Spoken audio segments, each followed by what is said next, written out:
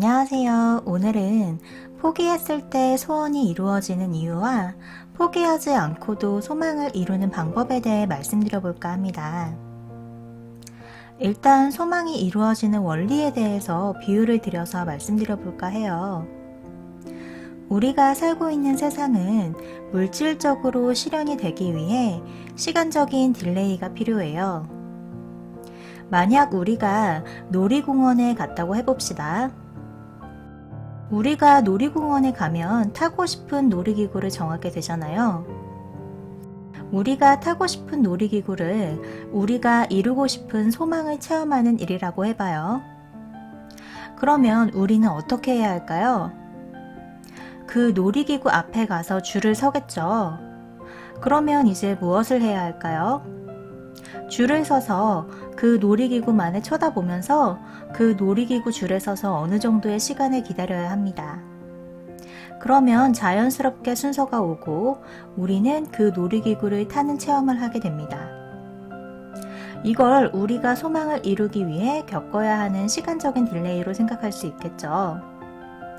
하지만 소망을 이루지 못하는 사람들이 하는 행동은 어떨까요?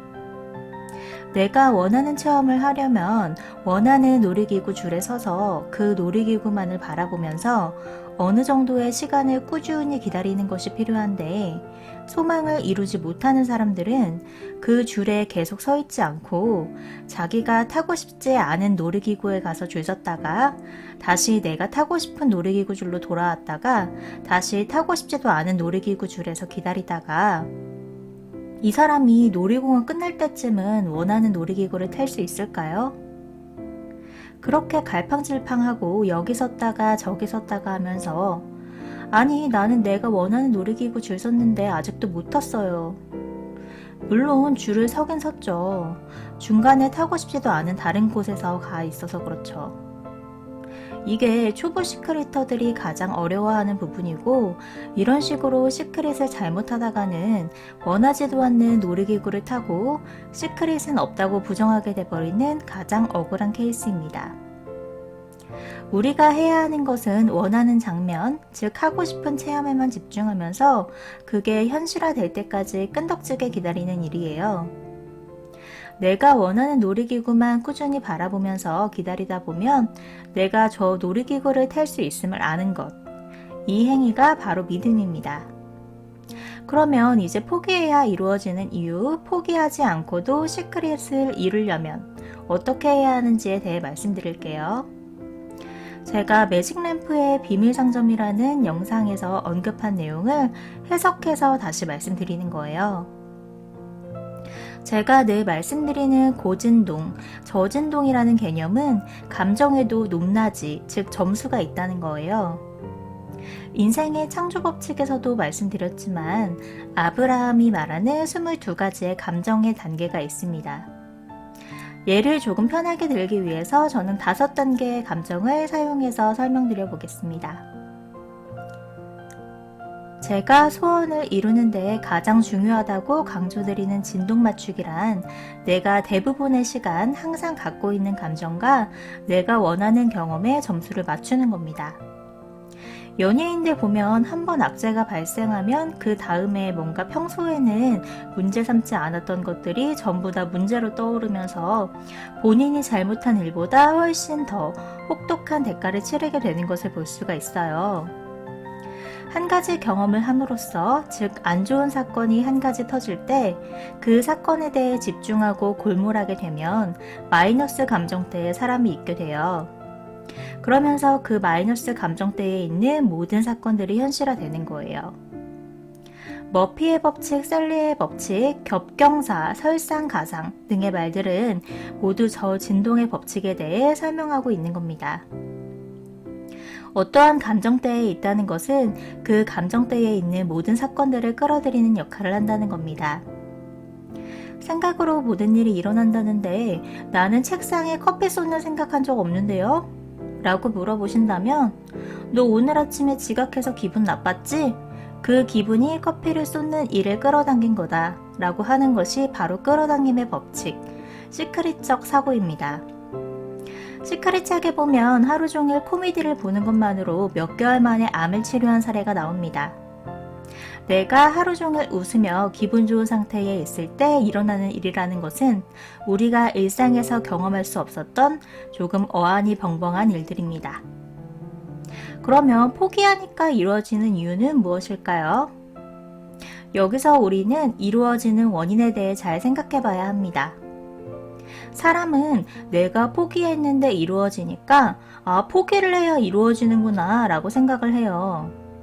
하지만 세상의 모든 일들을 아우르는 진동적인 측면에서 보면 이 사람은 소원에 대해 집중하면서 그것을 이루려고 용을 쓰고 갈팡질팡하고 의심하고 불안해하고 그런 마이너스 감정대에 있던 사람이 그것을 안 하게 되니까 자동으로 마음이 가볍고 평온해지는 플러스 감정대에 있을 수 있게 되는 거예요. 마음이 편안한 감정은 플러스 감정대입니다. 전 영상에서도 말씀드렸듯이 물에 떠있는 코르크마개와 에스컬레이터가 있죠. 포기해서 이루어지는 것이 아니라 코르크마개처럼 누르던 힘이 없어지니 물에 자동으로 둥둥 뜨게 되는 것, 내가 에스컬레이터에서 길을 쓰고 역행하지 않으니 자동으로 위로 올라가는 것이에요. 보통 제일 시크릿의 사례에서 저런 경우를 많이 볼 수 있는데요.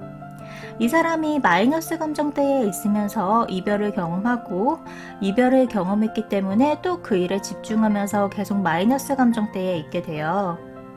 하지만 우리가 말하는 시크릿의 방법, 자기 사랑, 학원, 기분 좋은 상상 등을 하면서 혹은 다른 일상적인 일들에 집중하면서 감정이 제로 혹은 플러스 감정대로 올라가게 되면 떠났던 사람이 다시 돌아오는 플러스 감정대에 체험을 할 수 있게 되는 겁니다.